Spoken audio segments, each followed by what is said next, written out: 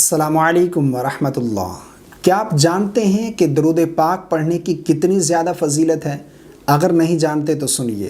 حدیث مبارکہ کا مفہوم ہے، رسول اللہ صلی اللہ علیہ وسلم نے ارشاد فرمایا کہ جو شخص مجھ پر ایک مرتبہ درود پڑھے گا، فرمایا اس شخص کے نامہ اعمال میں 10 نیکیاں لکھی جائیں گی، اس شخص کے نامہ اعمال سے 10 گناہ مٹا دیے جائیں گے اور اس شخص کے 10 درجے بلند کر دیے جائیں گے۔ سبحان اللہ، کتنی زیادہ فضیلت ہے درود پڑھنے کی۔